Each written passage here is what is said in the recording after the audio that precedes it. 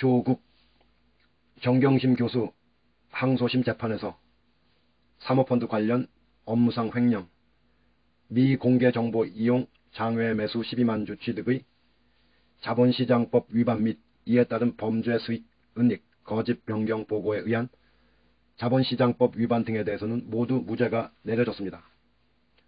그러나 표창장과 인턴 증명서 관련 7개의 혐의는 유죄가 유지되었습니다. 벌금과 추징금은 대폭 감경되었지만 징역형 4년은 유지되었습니다. 가족으로 참으로 고통스럽습니다. 위법 수집 증거의 증거 능력, 업무 방해죄 법리 등에 대하여 대법원에 상고하여 다투겠습니다. 조국 이요한 목사님,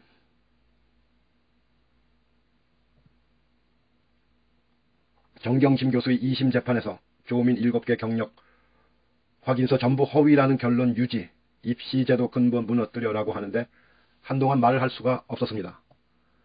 왜 정경심 교수 측의 검찰이 증거물 오염시킨 행위, 검찰이 증거물 조작 행위, 검찰이 증인을 협박, 회유하여 증언을 조작한 행위 등 무죄 입증 자료들과 증언을 한사코 외면하고 검사들이 말만 믿음으로 판단하고 판결할까요?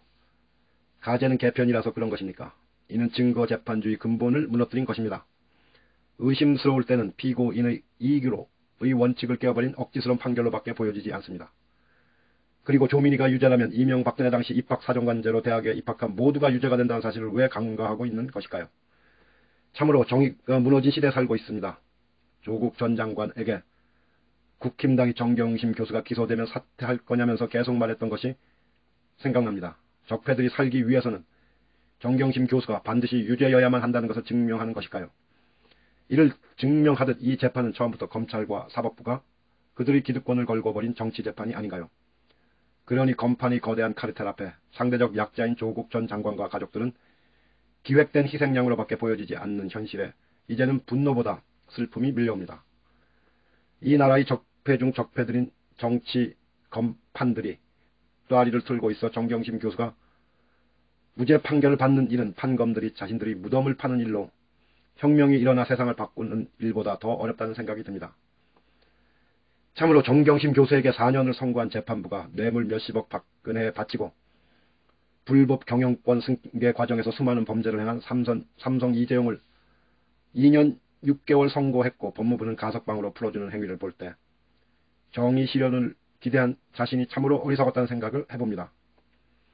참으로 전 재판을 국민참여형 재판으로 바꾸지 않는다면 비일비재 기록 위마만 되뇌이는 썩어빠진 적폐 판사들이 믿을 수 없는 선택적 판결은 앞으로도 계속될 것입니다.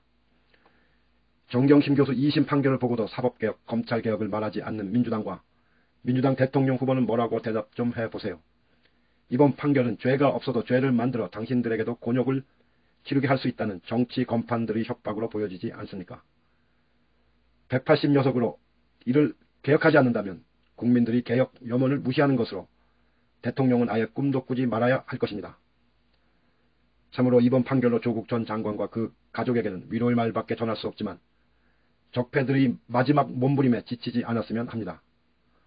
욥기 4장 8절에서 9절 내가 보건대 악을 밭갈고 독을 뿌리는 자는 그대로 거두나니 다 하나님의 입 기운에 멸망하고 그의 콧김에 사라지느니라. 이요한 목사님. 박성민, 차고 넘치는 위법 수집 증거에 대한 법무부 감찰도 진행돼야 한다.